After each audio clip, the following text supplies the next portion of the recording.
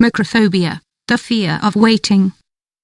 Did you know that there are people who fear long waiting times? Why does it happen? How can this condition be treated? Find out here.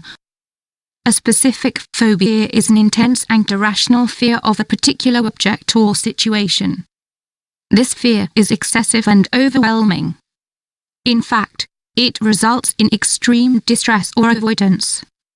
Some phobias focus on a specific object, while others are complex and linked to different situations or circumstances. An example of the latter is macrophobia. It is estimated that this type of fear occurs in between 3 and 15% of the population. In addition, some people experience several specific phobias at the same time.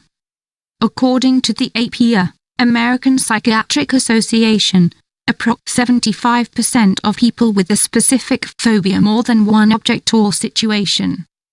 In this article, we will focus on a not very well-known type of phobia, macrophobia. The phobia of waiting. Macrophobia is an irrational fear. It is characterized by the feeling of excessive and persistent anxiety if a person has to wait for a more or less long time. Like any other specific phobia, macrophobia is associated with subjective discomfort or functional impairment accompanied by an anxiety response and avoidance of the feared situation. Its main characteristics are a disproportionate fear. In other words, it is not really a dangerous or threatening situation. It cannot be explained by the person.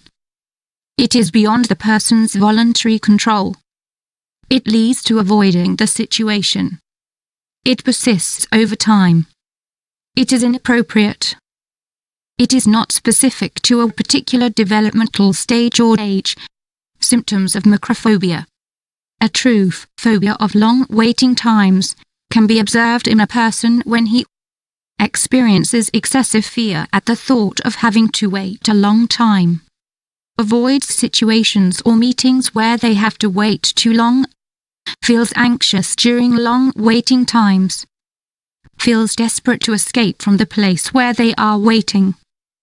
For the person suffering from this phobia, the mere thought of having to wait can trigger physical symptoms such as heart palpitations, sweating, difficulty breathing, chest pain, lethargy, goosebumps, nausea, redness, the shaking. On the cognitive level, the person may experience negative images about waiting, negative beliefs about situations where they have to wait, beliefs about their inability to wait, negative interpretations about their physiological reactions, intrusive thoughts, worries, a state of alarm. A classic symptom of macrophobia is avoidance. This behavioral response enables the person to reduce the effective impact that the phobia has on his or her life. However, that doesn't help them solve the underlying problem. Causes of macrophobia. There is no defined cause for macrophobia. Nevertheless, its roots can be explained from a cognitive behavioral perspective. It can, for example, be a consequence of the association between long waiting times and an aversive stimulus, e.g. pain, illness, unpleasant sensations, etc. It has also been suggested that it may be a product of learning about certain experiences that other people have been exposed to observe learning.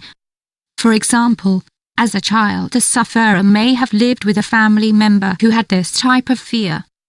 Therefore, by observation, they have learned to fear the same. Other explanations that have been formulated relate to thinking styles.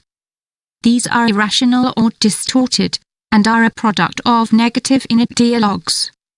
The affected person may have built up stories or dialogues around certain experiences which have given way to the appearance of the phobia.